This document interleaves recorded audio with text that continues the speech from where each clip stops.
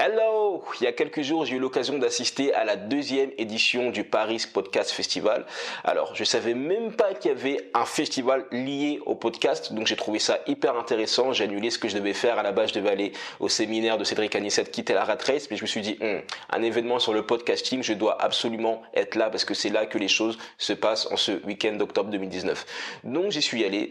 J'ai pas eu beaucoup de communication dessus, donc je l'ai vraiment appris par hasard et j'ai été surpris. Je voudrais te raconter un peu comment ça s'est passé, la vie globale générale que j'en tire, et peut-être que ça pourrait t'inspirer à y aller ou peut-être à ne pas y aller, je sais pas, l'année prochaine. Alors juste avant de commencer, si tu ne me connais pas, je m'appelle Ntoi, je suis artiste, je suis podcasteur, je suis web entrepreneur, donc je suis un artiste qui partage tout ce qu'il apprend sur sa route vers le succès, que ça soit en termes de développement personnel, en termes de mindset, en termes d'entrepreneuriat, et je partage aussi ce que j'apprends en termes de podcasting parce que c'est un média qui me passionne depuis pas mal d'années.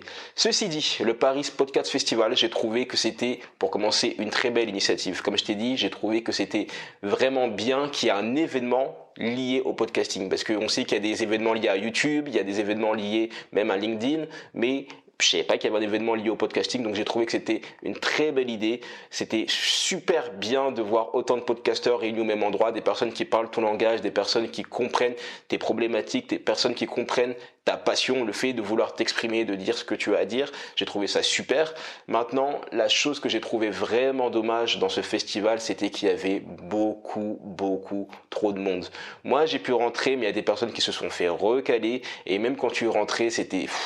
Non, il y avait vraiment beaucoup trop de monde. C'est-à-dire que il y avait des conférences ou des podcasts qui étaient enregistrés en live, mais tu ne pouvais pas y assister parce que c'était déjà rempli. Il y avait un quota pour la sécurité à respecter. Donc, il y a eu plusieurs événements majeurs de cet événement où je n'ai pas pu assister. Par exemple, la conférence de Lorraine Bastide de la poudre. Enfin, c'était un talk. Je n'ai pas pu y assister alors que c'était vraiment le truc que je voulais voir, quoi. Donc, j'étais déçu pour ça, ce qui a fait que tous les jours de l'événement, je restais qu'une seule heure parce qu'il y avait trop de monde, c'était difficile de circuler, tu ne savais pas forcément qui était qui, et je trouvais que c'était pas forcément un lieu qui était fait pour networker en fait. Les choses n'étaient pas facilitées pour pouvoir rentrer en contact avec les gens, pour pouvoir parler, tu savais pas vraiment qui était qui, à part si tu allais dans l'espace accréditation et encore. Donc ça c'est vraiment la chose que j'ai trouvé dommage, c'était qu'il y avait beaucoup trop de monde. Je sais pas si faire payer l'entrée aurait peut-être un peu filtré ou mettre des trucs networking ou faire ça dans un espace plus grand, je ne sais pas, mais ça c'est vraiment la chose qui m'a frustré et qui a fait que j'ai pas voulu rester trop longtemps, que je passais à chaque fois rapidement prendre l'ambiance. Je voyais qu'il y avait trop de monde, puis je sortais, j'allais me promener à Châtelet ou je vaquais à mes occupations. Une autre chose que j'ai trouvé dommage, c'est le fait qu'il n'y avait pas de sponsors, plus de sponsors en fait. Par exemple, là on est dans le podcasting, donc il y a des micros de référence, il y a des applications de référence, il y a des, des logiciels, des techs de référence, et j'aurais trouvé ça super intéressant qu'il y ait ces technologies, ces marques qui soient là pour défendre leurs produits et qu'elles te fassent des promotions, qu'ils puissent tester un peu du matériel, des logiciels, des choses comme ça, surtout qu'il doit y avoir des podcasteurs novices.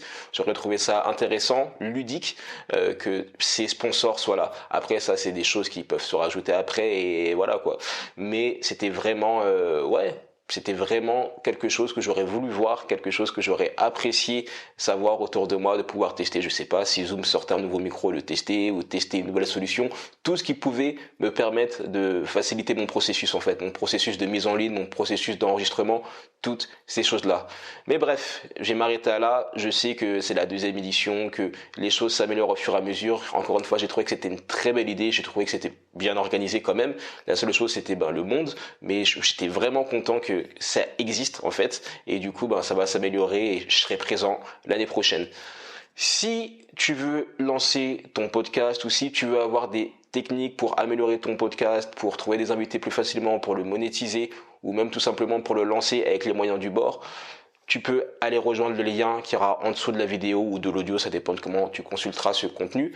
Mais je partage souvent du contenu quasiment quotidiennement dans le but de t'aider justement à lancer ton podcast et à ne pas faire en sorte que le matériel ou certaines autres préoccupations soient des freins à ton podcast. Voilà, je te dis à très vite et fais ce que tu vas faire.